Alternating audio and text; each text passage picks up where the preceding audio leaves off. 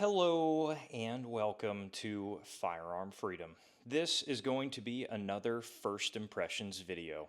In today's First Impressions video, we are taking a look at the Streamlight TLR1 HP Long Gun Kit. That's quite the mouthful. There are no sponsors to the channel currently.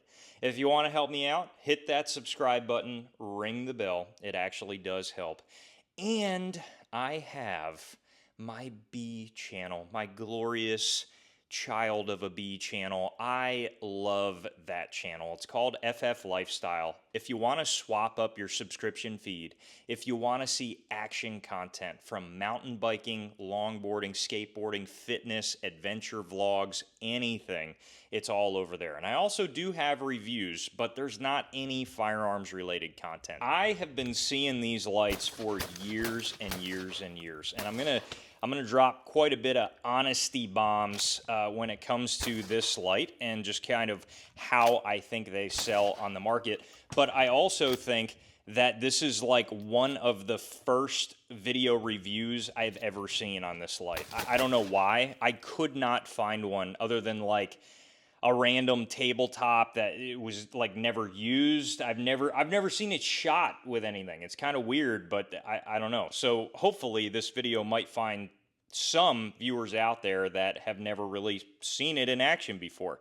But I got this light recently. Full disclosure, Streamlight did send me this product free of charge for me to keep in the long run after I review it. They didn't ask that I say anything specific or anything else. They've been a really cool company overall. This is essentially a Streamlight TLR1, if I can even get this thing focused on the table here. It's a TLR1. That's all it is. Your traditional TLR1, but the difference is this rear section of the light. And essentially what they did here is they removed the standard toggles and gave you a long gun specific mounting kit. Now, this kit is going to have only a pressure pad. It does not have any sort of constant on feature directly on the body of the light other than this switch here. So that's not really designed to be any sort of like quickly get on or get off. It's only constant, but if you wanted to switch that on, you could control the light from that feature. So that is an additional option if you wanted to go with something like this. But it is designed again with this big knob on the end to only be run on a long gun. Now, in every gun shop I've ever worked, I have always seen like one of these on the shelf, and I've seen it sit for the entirety of me working at that gun shop. It just is one of those products that never ever sells. I rarely see them in the wild. I rarely see them in use. And I got to be honest with you, brutally honest, I think it's all based off the look of the light.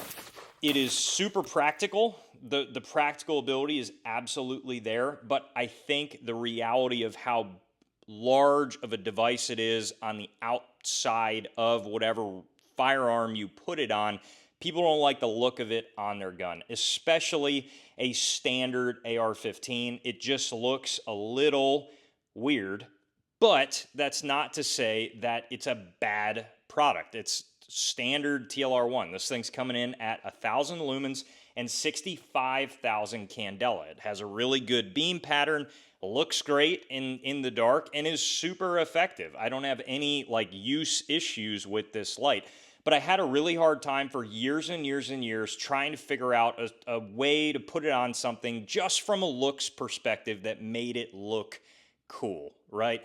Because that's all that matters anymore. Just kidding. But really, I mean, if you're spending this much money on a product itself, you want it to look great, right? You don't want it to look super stupid.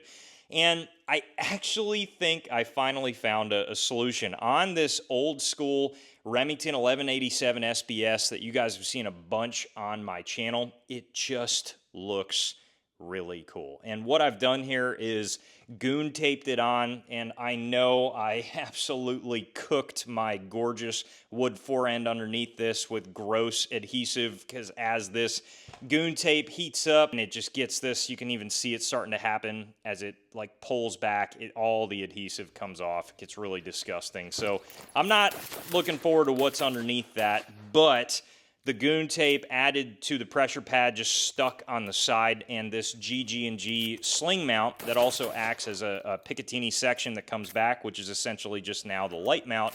This thing is a really nice setup overall, and I actually think it looks really cool. And because you already have kind of just a chunky thing going on with any shotgun with your side saddle on the left-hand side, this light actually goes really well. So I actually think this is finally a package that it would look appropriate on. If we're looking at the box itself, this is another example of like, you know, you're able to mount it on the top, but you're gonna really struggle with your front sight. And again, this is why I think people just have a problem with it. If you mount it on the left or right-hand side or underneath, your rifle profile is really greatly beefed out.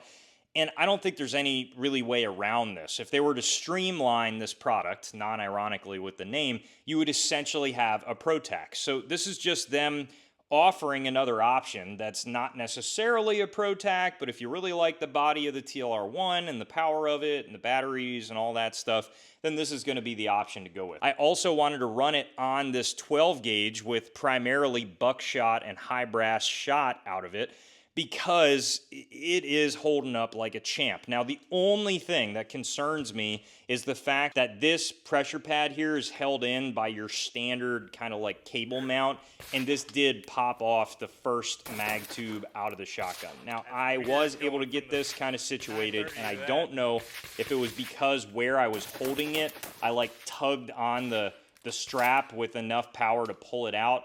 But if that does pull out and you're not paying attention and you go to actually get to the light, like I'm trying to do right here, it's actually out of kind of battery, if you will, just enough that it's not going to work. So that's something to just be aware of, but I think you would only have that issue on a 12 gauge. For the rest of the range day, it performed exactly how I assumed it would perform, which is excellent. I don't have any other concerns about that light, but I know this is a shorter video. This is just something to kind of showcase a light that I think the entire industry at this point has forgotten about. So hopefully you guys have enjoyed this small review of the TLR1 HP long gun kit. If you guys have any other questions, comments, or concerns about this light, throw them down below in the comment section, and I absolutely will get back to you. While you're down there, head up to the description for the ways to support the channel. And as always, stay tuned for more great content coming soon.